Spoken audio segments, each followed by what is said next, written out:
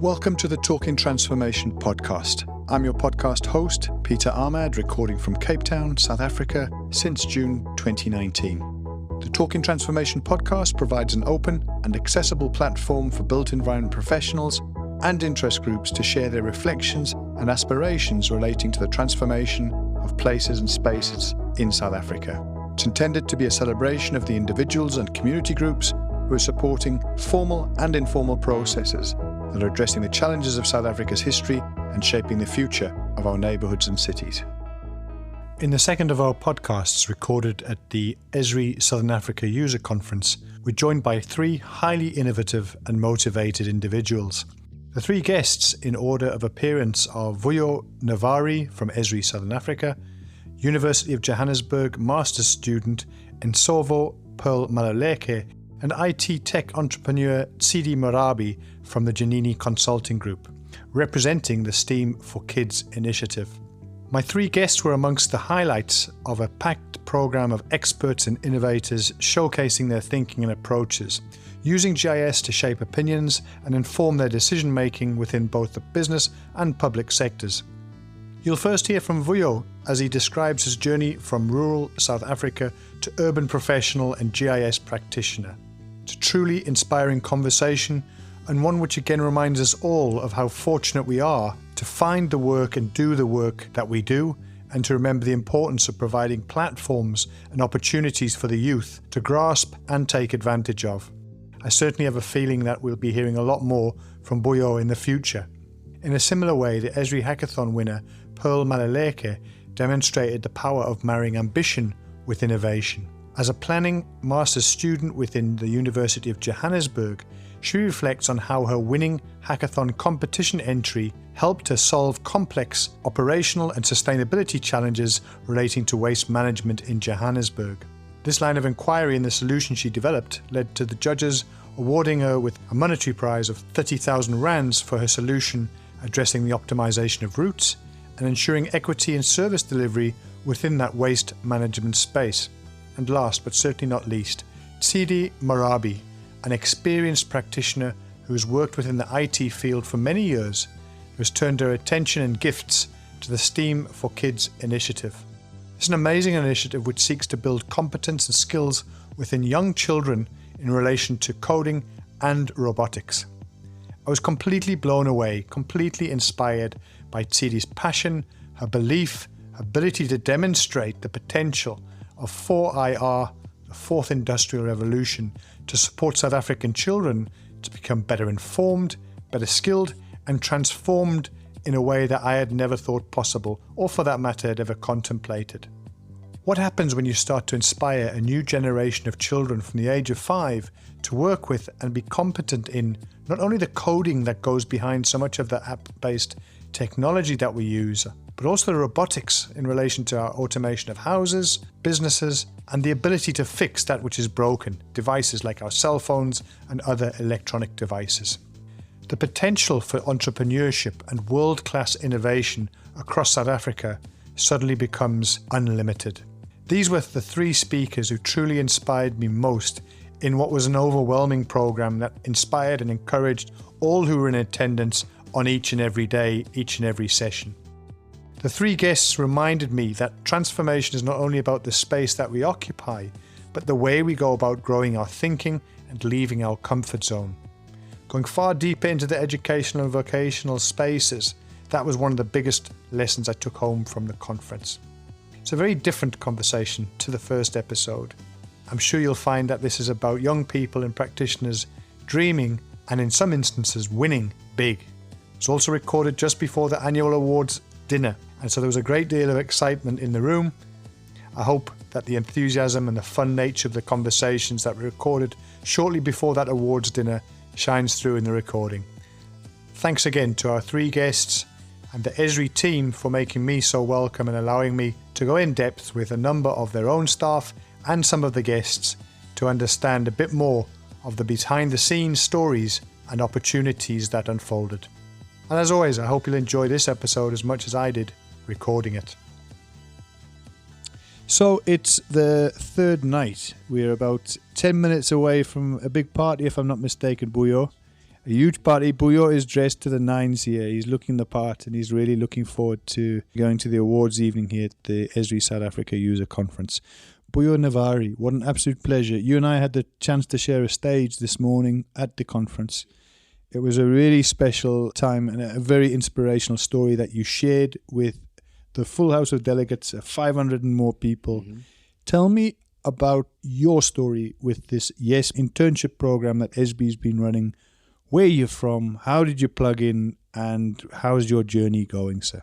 I think, first of all, let me just thank you. Those little 2 words that you put in every now and again, you got this, you're going to do this, you're fine. That was beautiful. Thank you, sir. That was beautiful. Just to get into my story, it's actually a very funny one. So where I come from is like the very deepest ends of Limpopo province in Thohoyandou. Growing up, we see these things, but we never really get too attached to them. So we just see them, and then most of us end up getting stuck with that village mentality that says you can't get out. Nobody tells you can't get out, but that's how it's usually structured. But then my dreams were a bit different because my parents pushed me a lot. My parents were teachers, are still teachers, and my mother was a geography teacher, actually, because now she teaches primary, but she's still so proud. Every other time she calls me, she's like, oh, my GIS application son. My story started off in those deep rural villages of Thohoyandou in Limpopo. And then after my grade 12, like every other kid, I was like, no, I have to run to vets, I have to do all these other things and I had beautiful marks actually in grade 12, some 3 distinctions. I go to vets and they're like, oh no, you're good with this though. I will give you 10,000 just to add to your fees. But then my dad was like, hey boy, I don't have enough for vets. So then I had to turn back, go to the University of Limpopo where I enrolled for a BSc in geology. Started off there, and then that was not, I think it was the vets edge. I was like, no, I have to be at vets. My dad is like, no money. So I was like, no. So TEF didn't work out. 1.5 years, I dropped out and then went and did my license like any other dropout. After the year ended, I enrolled again at the University of Venda for now an honors Bachelor of Earth Sciences in Mining and Environmental Geology, which is a 4-year honors degree. So we did that, and that was lovely. And now I was back home and excelling, and because I was a bit more comfortable, and I understood now that I had to make it out of all those little corners that would have cornered me, actually. So, we did that. And then after or nearly graduation time, we had uncertainties, and any other youth in South Africa can attest to this. I'm sure. Yeah, that you're like, what's going to happen when I graduate? Where am I going to go? Am I going to get stuck like everyone else? Because we have a lot of graduates sitting and not doing anything, which is a sad situation in the country. Around that time, I'm like, no, I have to try and get something prior. So I was there. I actually did 2 years of being a geological field mapping assistant in the university. So that's like a 10-day thing every other year for 3rd year and 4th year students, where you go to geological field trips, help them with all the geological structures and all that. And then I also applied to become a tutor. So I think I did 2 years of tutoring also, just because I was scared of that moment when it comes. So I thought maybe that would help. It actually did, because looking at where I am, it's very different. And they saw that. They saw that there's a potential if you have done so much, if you've been there and done that. So in the fortunate days when I was about to graduate, 2 of my friends who went to ESRI South Africa for the unemployed youth training, right? So it starts off as a 1-week training where unemployed youth is called to come and have this. It's called ArcGIS Basic. You do basic training for a week. They give you GIS skills, because most of the people who are called are people who are already in the field, so they have an idea of what GIS is. So now they just need to get equipped with the necessary skills, and ESRI with the software and all that. So that's like the best place you can be for you to equip yourself. I'm guessing it's going to be things like they'll tell you what a projection is. They'll tell you about geodatabases. They'll tell you about how to create mapping and build and understand. Real basic 101 stuff, but extremely important if as a foundation, right? Yeah, so basically in the field, I feel like most people overlook this, but in the field that we're in, the GIS field, the things that make up all the professionals is the basics. So the grassroots of your GIS applications, the grassroots of your databases, the grassroots of actual projection, that's like a very big thing. Because now your data can't work without projections. Now you have your datums. Now you need to define your data. You need to define your projections too. So all these little elements that add up, even creating a basic map, because it all starts with a paper map before we actually go and now have all these dynamic maps where you can query your data and do all that. It all starts from zero. So all those basic things are what make up a professional. All of them are professionals because they have the basics in them and they actually make up the industry. So yeah, I think you're right in that regards, that the basic stuff that we learn and that basic course is not so basic, because that's actually the foundation of the professional. That 1 week of training really changed my life, because that's the 1 week when I went there after my friends told me, of course, and then I did some research and I'm like, oh, ESRI. And then they have these beautiful stories about them on the internet. Everyone wants to be a part of ESRI. Even clients are like, oh, you work at ESRI. We love ESRI. So it was a beautiful thing getting there and seeing the environment and seeing all the hands that come in together to make the place what it is. In that week, after, so I think around Wednesday, because it's like Monday to Friday, around Wednesday I get a call up that, yeah, we want to interview you for our YES internship program, which is like for a year.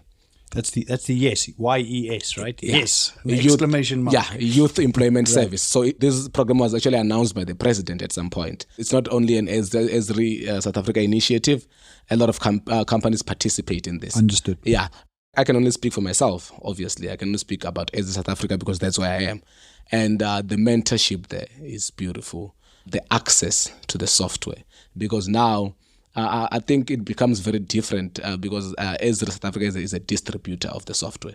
So being in there and actually seeing all these things, because even now, if you ask me what field I am in, I can't necessarily tell you, because you work in municipality level, you work in the private sector, government, and then you have all these little niche industries in the side. I can't even necessarily say that this is the stuff that I'm focused on, because I focus on everything. Yeah, everything GIS in any industry, I've been a part of something like that. But on my part, I mostly prefer the mining stuff, the geology stuff, because that's like my background.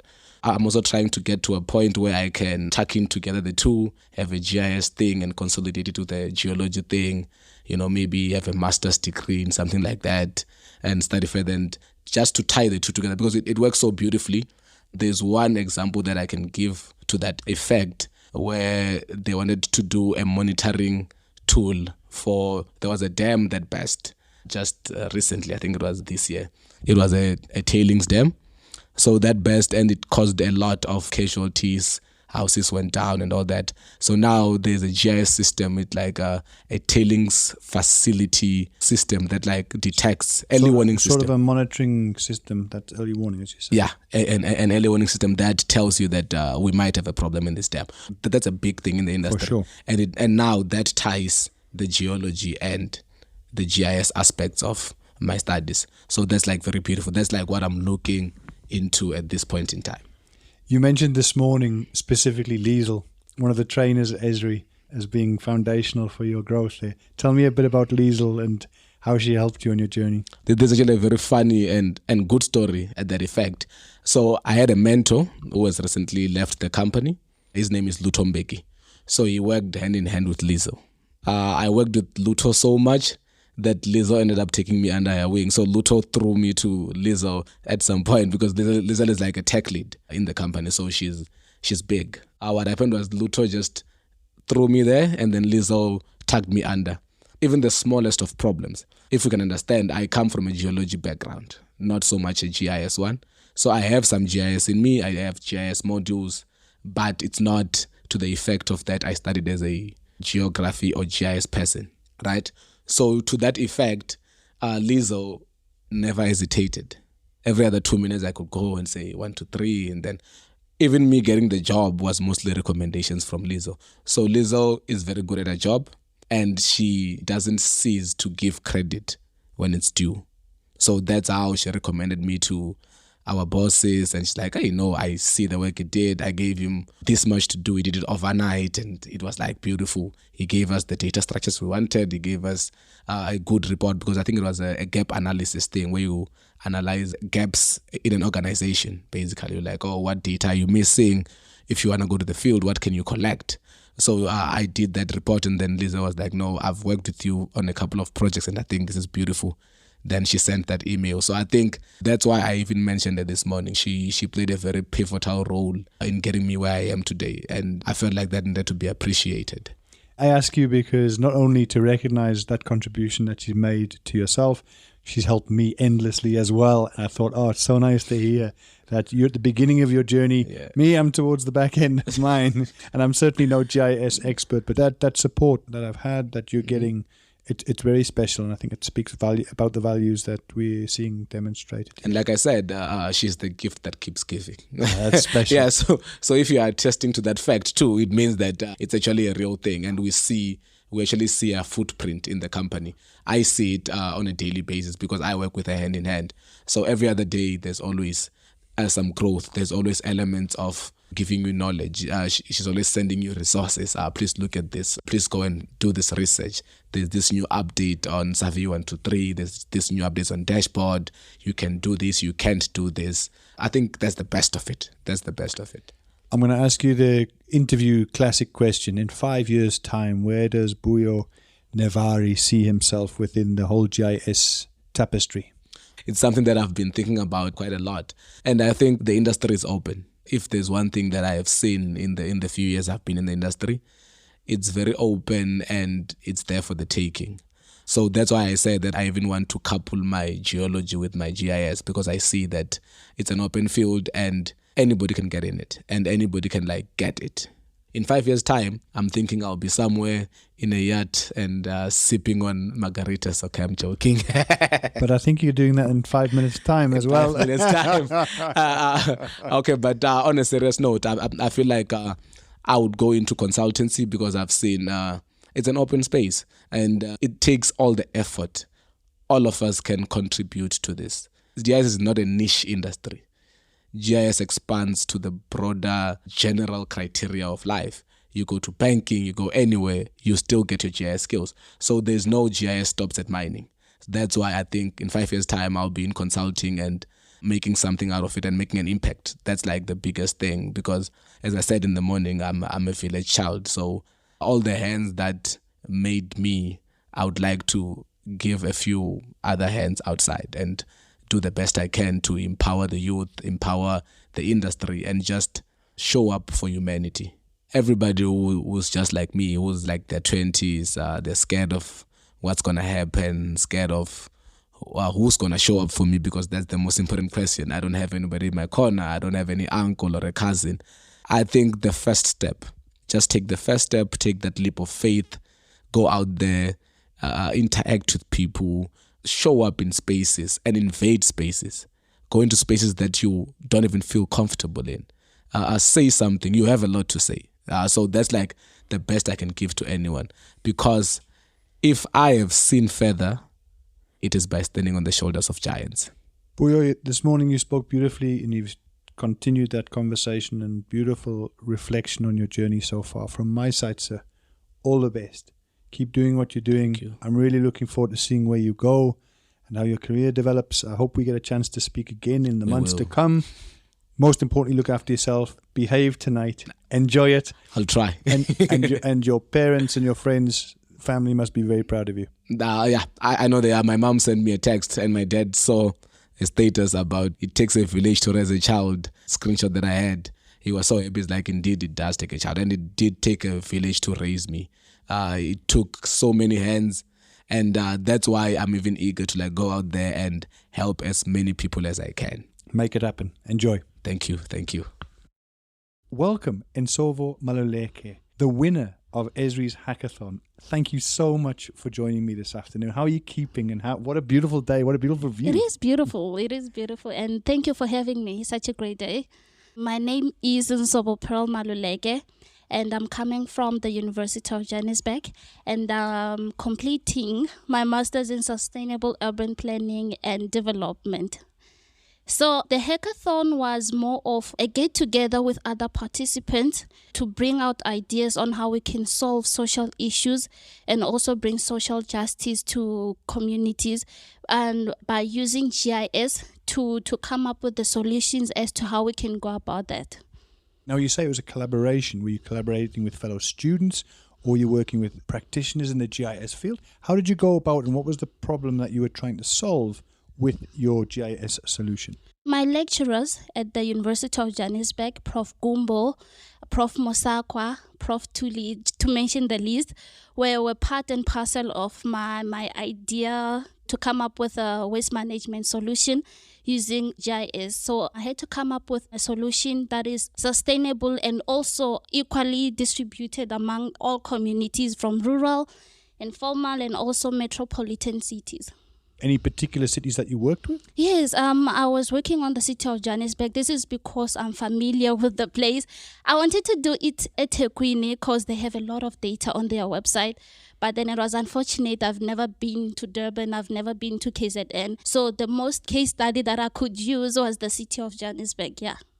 Did you find that the officials and the departments there were very receptive to your ideas, or were you working more through the data that was available through other portals and open data and so forth? Yeah, I didn't meet the officials, but then I was using the data that is online on their website.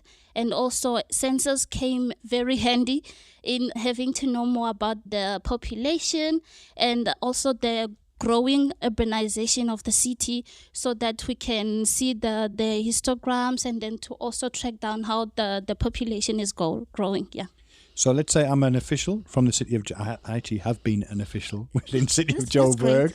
But so if I was a city official and you're saying, Pete, here's my app or my approach, what would you be saying? Pete, this is what it can do. I'm asking you to buy it, or I'm asking you to adopt it as part of your routine management, or what would the pitch be to the official, even the mayor of Joburg? let's say. Okay, Pete, the idea is to distribute services equally, because we tend to forget rural areas when we are developing, when we are planning. So the idea is to distribute the services equally.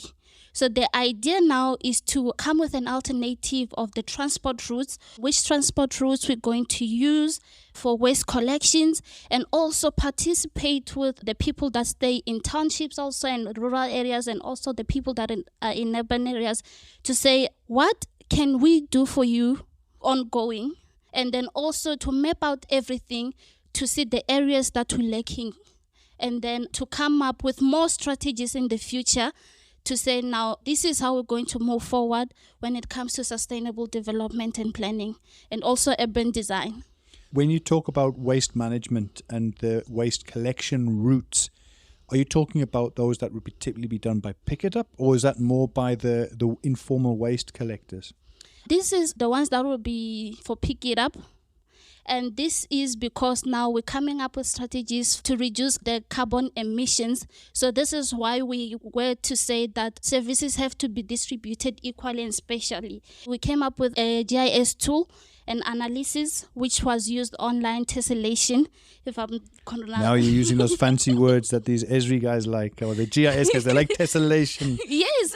Very impressive. So we did the analysis to say now everything now is divided equally, because there are 7 regions and then 5 pick it up landfills. Now we can say that, okay, now a certain population from a certain region can use maybe rather say region B, even if they're from A, because the one that is region B is closer to them than the one that is at region A. Understood. Yeah. Understood.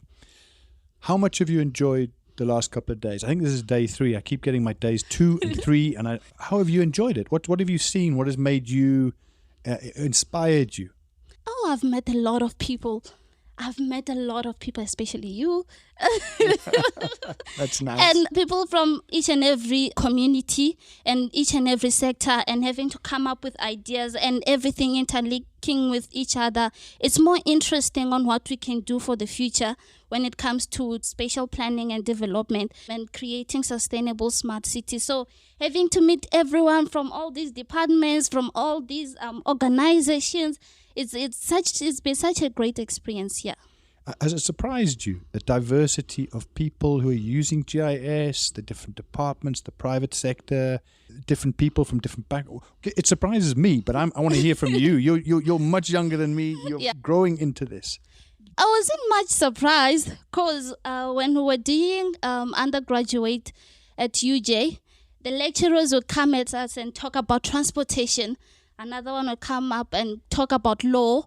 Another one will talk about economics. Another one will talk about waste management and all of this. So me having to be here and meeting all these people from different sectors, I've already been warned about that this is what you're going to meet in the future. So it's been like that, yeah.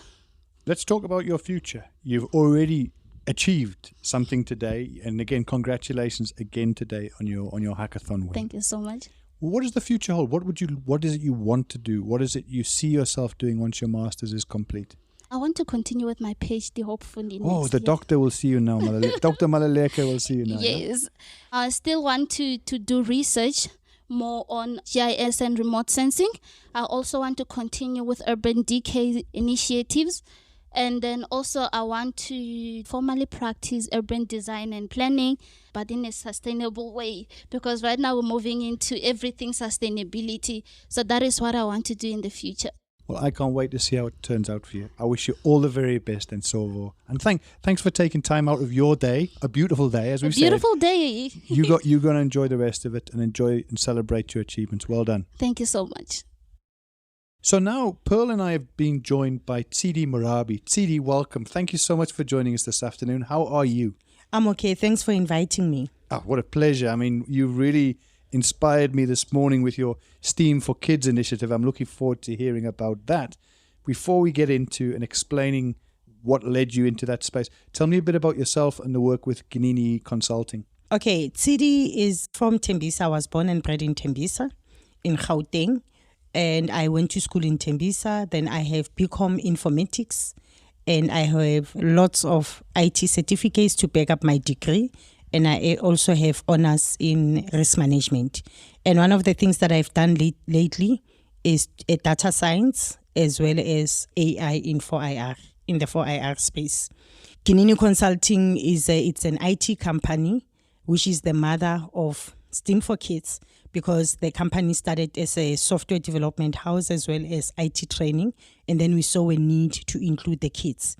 And then when we included the kids, then we said we'll call it STEAM for Kids with an A in between, because whatever that we want to do, we want to make sure that there's element of art in it. So STEAM stands for Science, Technology, Engineering, Art and Maths. The programs that we do, we make sure that kids are able to create things, hence the art element. We are pushing the agenda of innovation. I'm looking here, I think there's a beautiful bookmark that you guys have been distributing today. And it says here we do coding, robotics, mobile app and web development, VR, 3D, 4D tech. I mean, this is amazing. And this is for kids, right? Yes. What does it look like? For those who haven't had the benefit of Pearl and I have seen what you've done today, some of the demos you were doing, some of the robotics. But for those who haven't had the benefit, who are listening to this, tell us about what they would have seen today. Today, they would have seen a robot that was created by grade 9 students. There's also another one that was created by the grade 11 students. So basically what we do, if there's something that needs to be printed, we will teach them the technology of 3D printing so that they can design and then print their models. Then from there, they will put in their microcontrollers and code the microcontrollers to make sure that whatever that they have printed is now turned into a robot. So it's more of saying that they don't need to get pre-printed robots or pre-bought robots where they just do the assembling. So they started from scratch. If they don't 3D print, there's something that we call cardboard box mechatronics. So with cardboard box, they create electronics or mechatronics using the boxes or recyclable material.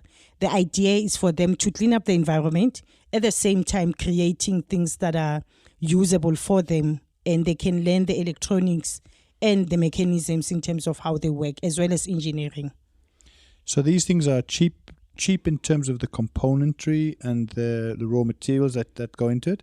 And then, of course, you're adding the intellect and the knowledge for the kids. And what are the results that you're seeing? I mean, again, just remind me for my own benefit. I didn't go through the South African schooling system, but what are we talking about in relation to the age groups that we're talking about here? The age group is from the age of 5 upwards until the grade 12s. And with the age of 5, what we are teaching them is that they will understand what is electrical engineering from an early age, because with coding and robotics that has been introduced by government, it actually teaches the grade 1 how to do an electrical circuit. Grade 2, they are adding another bulb. Grade 3, they're actually now using the solderless boards, which is a breadboard. So they will do their own things there without using a soldering iron. Then at grade 4, they are now introduced to the microcontrollers and microprocessors, the pulleys, the gears, and all of that. So it's more of a build-up. By the time they're in grade 9, they have a skill that they've got under their belt. They can start using their skill, whether it's using embedded systems, which is electronics, or using coding and robotics to do modeling, or 3D printing as creating designs and actually selling those designs to other people. Because with 3D printing now, UJ has actually introduced 3D printing that prints houses. That was earlier this year. A house can actually be printed in 24 hours, which is, again, it will help in terms of the backlog of houses. Tshidi, how much is one of these? How much does that cost? Because I guess the one thing is to say, wow, that sounds amazing. Is it cheaper than, or the similar cost to the normal housing development? Have you looked at the economics behind that? The housing development, I haven't. But with our programs, they're very reasonable. Like now on the 4th of November, we are starting with introducing Python program, which is an 8-month program. And per month, the parents will be paying at least 450 per month. And the kids will be attending that for the next 32 weeks, the 8-month program. So what we teach them there, we'll teach them about the self-driving car, face recognition technology. We teach them about cybersecurity, because they need to know how to behave in the workspace, in the cyberspace. We also teach them how to create a chatbot. And then when we talk about the self-driving car, I always say to them that they must look at it and say, we do have a self-driving car now, but when it comes to South Africa, it must be localized. So localization in this case, we are talking that car must be taught, that's now artificial intelligence. That car must be taught to identify potholes. I mean, we are in South Africa. Of course. It must also be taught that sometimes if there's load shedding, you might find that the traffic lights are actually just black. So it must be taught that that's the possibility. It means now it must learn that a stop sign and a black robot or a flashing red robot, it's equals to a stop sign. I just wanted to check one other thing that really inspired me, and particularly the work that I've done in and around communities in informal settlements and those where there's a high risk of fire. You talked about the fire sensor as being one of the things. Can you just tell us a bit about that? And then Pearl, I'd love to hear what your thoughts are on this. Okay. With the programs that we do, we are deliberate in terms of the programs that kids, they will never ever forget. Instead, they will be innovative, they will work. So we are introducing the baseline so that they can be creative enough to use them. So with the smoke detector, that's something that they will code and say how much distance they want between a house or with the smoke that will be coming in. What is it in terms of meters? When does the siren needs to go, which is the buzzer? And in that case, that's the problems that we have, whether it's fire or smoke or any program that will touch the communities. We introduce them to that so that they can be innovative and come up with better ideas and say, okay, fine, now we have this. How do we now implement it and make sure that it runs? And then obviously after they have done that, we give them an idea to say, now you need to take this program that you have done and integrate it with our emergency services, so that it not only ends here that you are leaving your shack, but it at least send a signal to the emergency services to say there's a fire somewhere. So localized solutions dealing with real challenges on the ground. Yes. That our communities are faced with. Yes. This is fantastic, Tshidi. I must say, I'm sitting here with a big smile on my face because I think this is really, again, it's where the rubber hits the road, right? This is the really exciting. One of the things that you also talked about this morning, I mean, we've all got them. We love our cell phones. We know they get damaged. You talked about the cell phone repairs and, again, the kids helping out with that. Tell me a bit about that. Okay, so basically what we do, we introduce kids to cell phone repairs from the age of 10, and we are also introducing them to laptop and desktop repairs so that they know how these things need, because we are building kids who are skilled. we need to make sure that they can do things for themselves. They don't need to outsource or take it somewhere. They can even open their own businesses as young as they are. Young entrepreneurs fixing the cell phone. Because I mean, I always thought this thing is broken, it's broken, you throw it in the bin. You're telling me no? No, you can't. You can't throw it away. Those kids, let's say maybe if we went to Diepsloot and we taught kids there, then it means you can take your cell phone to Diepsloot and they will be able to do troubleshooting and test your phone and tell you what the problem is and fix it for you. Again, astonishing. Pearl, sorry I've been hogging the space. Away you go. Okay, thank you. I'm just interested mostly on the recyclable material that you mentioned.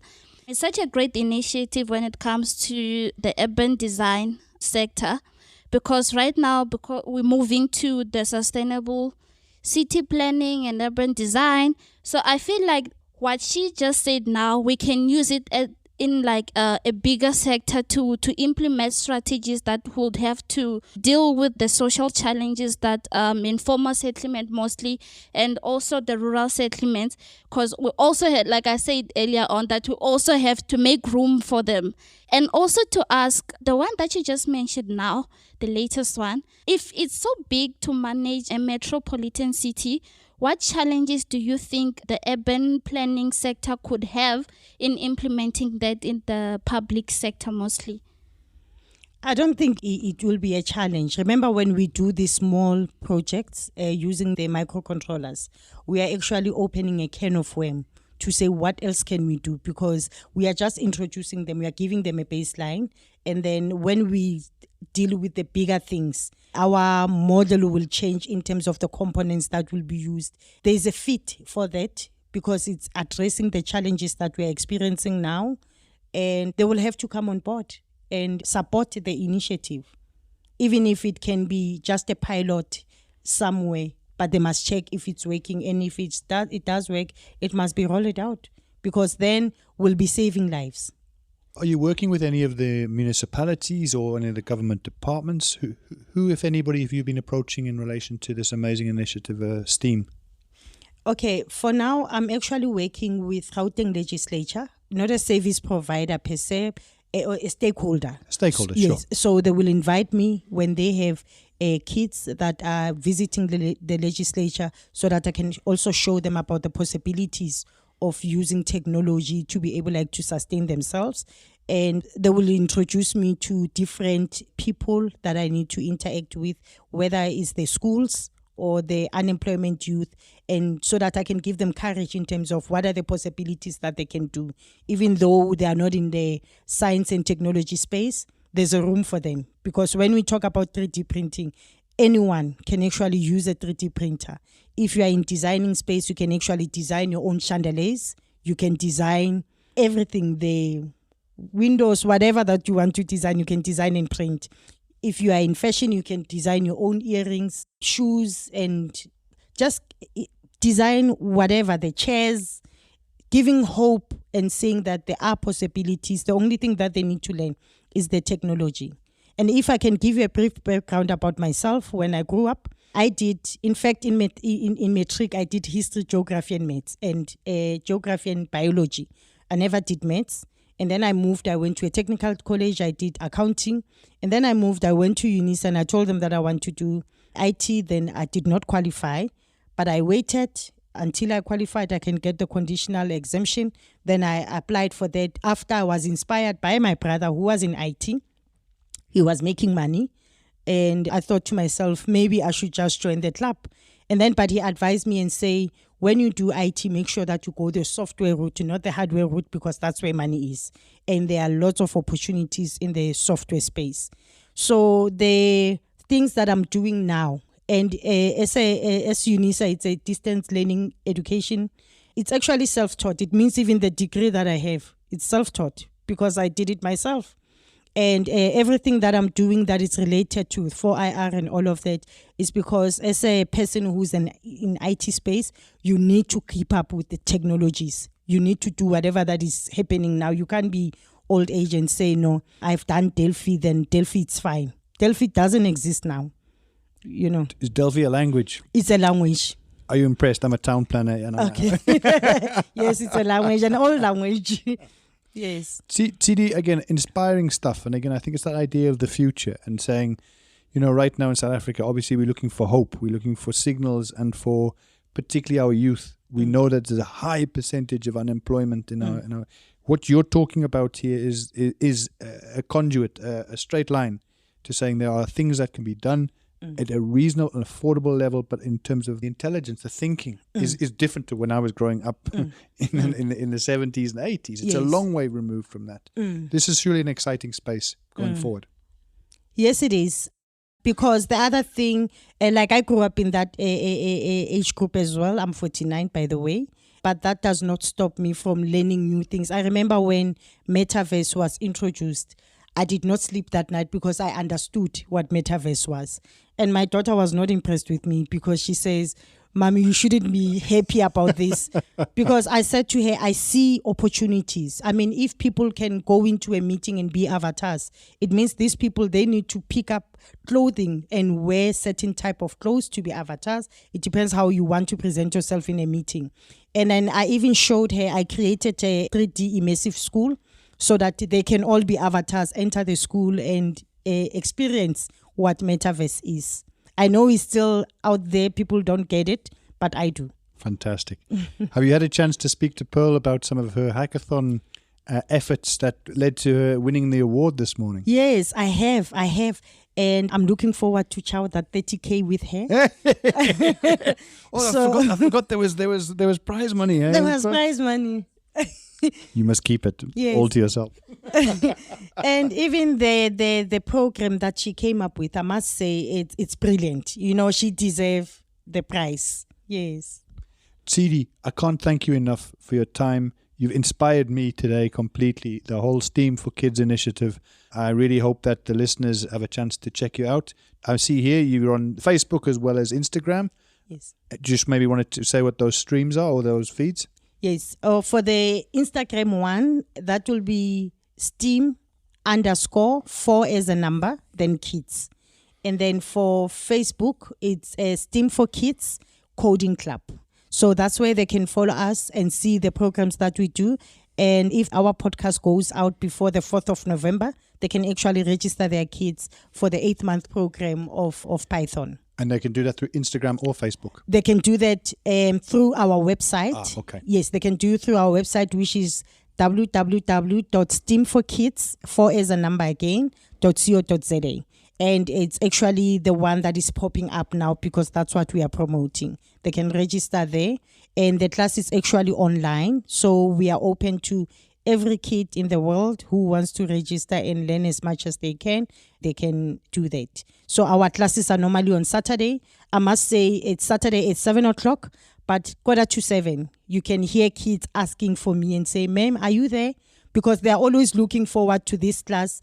And their parents will say when they go to school on weekdays, they have to be waking up. So it shows that they don't want to be taught other things. They will prefer to be taught STEAM programs.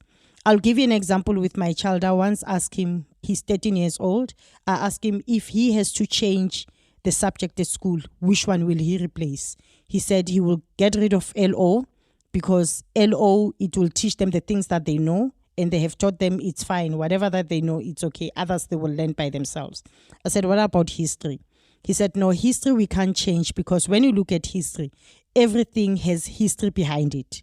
So he looks at history from innovative point of view, not from a political point of view, which is a good sign. Maybe there is many of them out there who think like that. Tshidi, more strength to you. You're giving hope. You're doing incredible work. I should have said, you've brought a box with you. If we get into this box, I think we'll be here for the next 3 hours. Yes. But hopefully we can come back to this. Love to hear maybe on the flip side of your program what the observations were on that over that length of time and period. But good luck to you. Pearl, thanks for staying with us and talking. It was lovely to have you with us. Thank you for having me. All the best. And to both of you, enjoy tonight. Enjoy the evening. Okay, thank you for inviting us. We hope you enjoyed this content of the Talking Transformation podcast. Please feel free to give us feedback via our Twitter platform. That's @TalkingTransfo and the number 1. Or alternatively, via our email address, talkingtransformation101@gmail.com. Thanks and recognition also to Tribal Need for allowing us to use their track, Flags, as our introductory and closeout music on this podcast.